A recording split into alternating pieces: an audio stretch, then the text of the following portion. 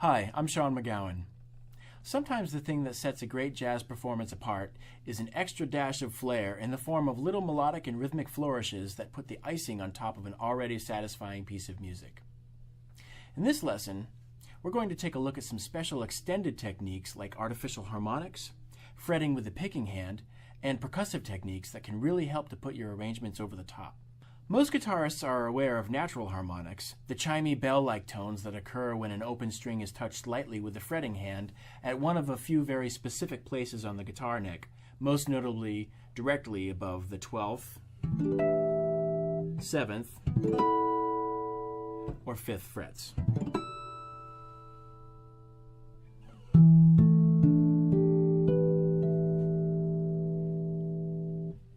While this technique sounds great, the selection of available pitches can prove somewhat limiting, particularly in the flat keys favored by many jazz musicians.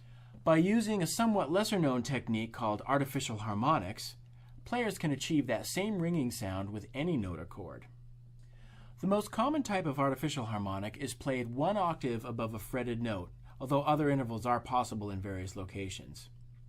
To try this out, fret an F note on the guitar's 4th string with your fretting hand, and position the index finger of your picking hand 12 frets higher up the neck on the same string. So you want to point the index finger directly above the 15th fret, making absolutely sure not to press down. Finally, use the thumb of the plucking hand to pluck the string behind the index finger.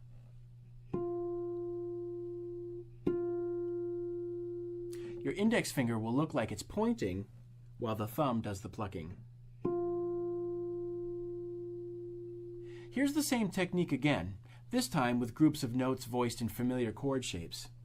With your fretting hand forming bar chord shapes rooted on the 3rd and 5th frets, use your index finger to outline the same shapes, 12 frets higher, picking each string with the thumb as you go.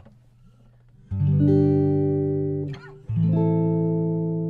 with the harmonics,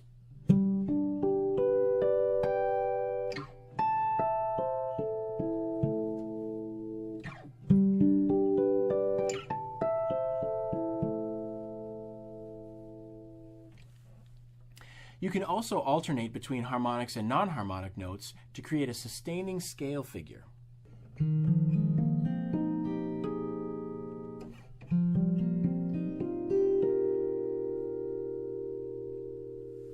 This technique can also be applied to chords and works best when there are no repeated notes in a voicing, making it a great fit for complex jazz chords.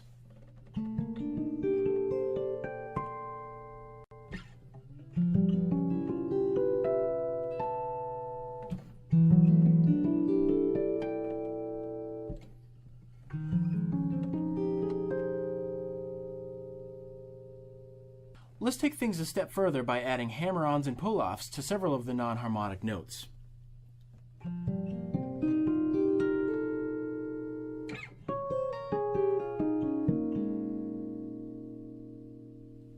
Be sure to let each note ring out for as long as possible to achieve that great harp-like harmonic sound. Here's what I mean.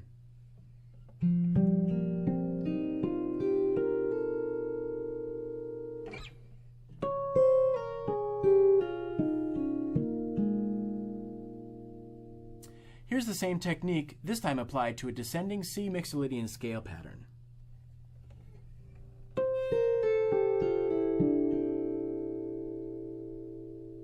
And just so you can hear the contrast in tone, here's a descending scale. And played using this technique.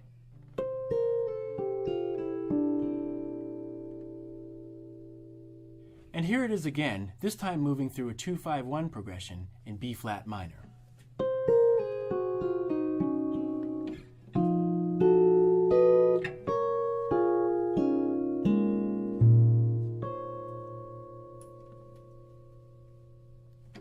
To play the double stop arpeggios in measures 2 and 3, continue to pluck the harmonic notes with the picking hand thumb while plucking the non-harmonic note with the ring or your 4th finger.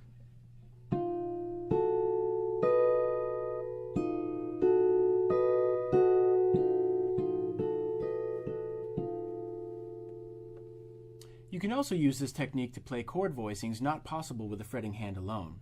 For example, four-way close inversions feature long stretches that are just too impossible to obtain in real time. C major 7 in first inversion, and then if you get to a first inversion G major 7, it's just about impossible. There's no way you could do that in real time. However, you can get the same sound by using an artificial harmonic on one of the notes in the chord. So this first very difficult C major 7th chord can actually be played in another inversion, in this case, third inversion, and harmonic the bottom note. And this way you get the cluster.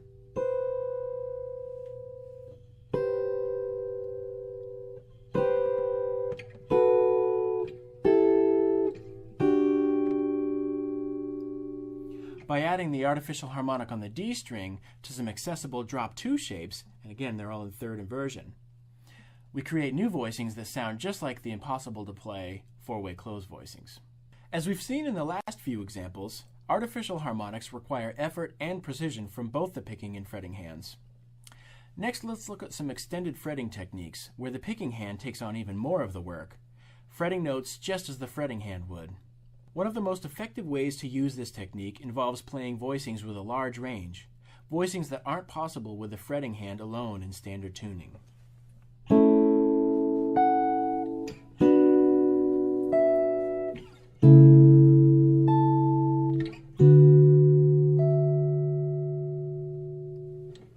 This technique is actually quite similar to playing artificial harmonics, except that instead of lightly touching a string above the desired fret, the index finger of the plucking hand should press the string all the way down, fretting the desired note in exactly the same manner as your fretting hand fingers.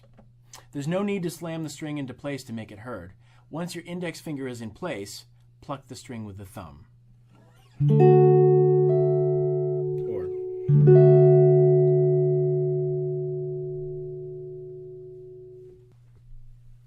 This technique offers a great way to play extensions on top of traditional four-part voicings.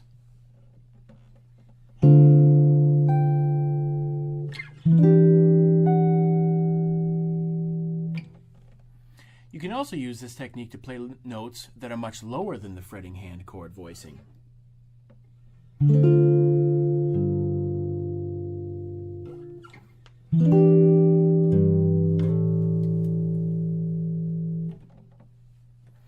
Extended fretting can also be used to produce clusters, small intervals that add a dissonant flavor to otherwise conventional chord voicings.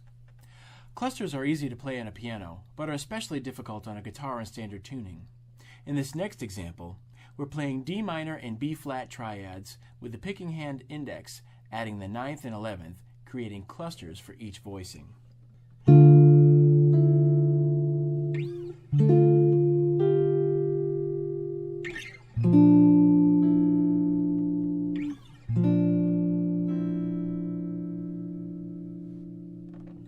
Like artificial harmonics, this technique can be used to play chords that would be otherwise difficult or impossible, just like the four-way close voicings we saw earlier. This time, our extended notes are being played at the same time as the other notes, so be sure to fret the entire chord with both hands and then strum the strings from low to high with the picking hand thumb. So get my chord in place and my hands in place, and then strum it with the thumb.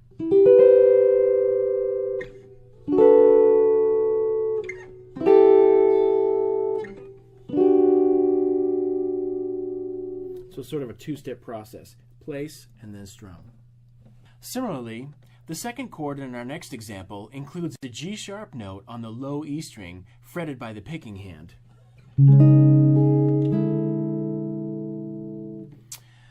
This example wedges an extra note into a chord rooted on the 5th string, creating a half-step cluster against the 4th string A note in the process.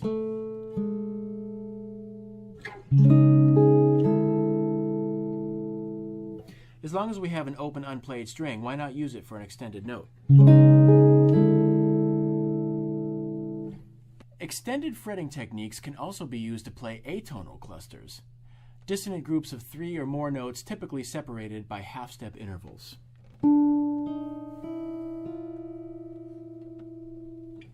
For even more possibilities, try use additional picking hand fingers to fret more than one note at a time.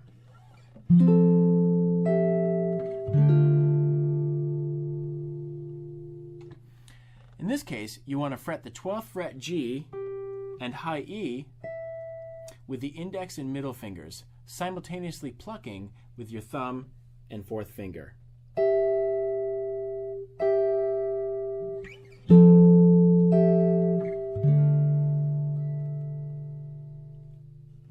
This technique works really well for introductions to ballads.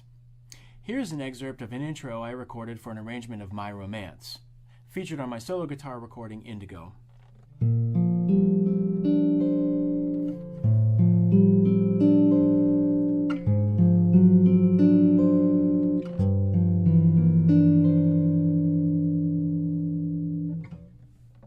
The picking hand can also help provide a percussive backbeat to the music that can really help your music swing. Here's a walking bass line played with the thumb, along with a snare drum-like sound on beats 2 and 4.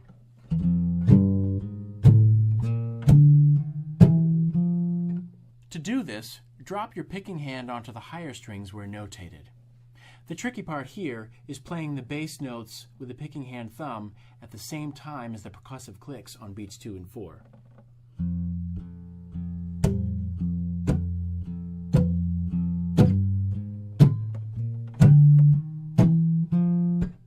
You can also do this incorporating chords on top of a bass line.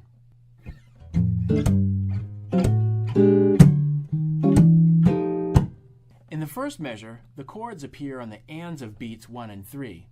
Pluck these and immediately follow up with the same percussive drop on beats 2 and 4. You'll never miss your drummer on a gig again.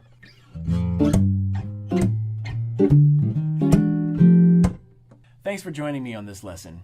For more fingerstyle jazz guitar instruction, be sure to check out the rest of my fingerstyle jazz guitar essentials lessons, available at acousticguitar.com. For Acoustic Guitar, I'm Sean McGowan.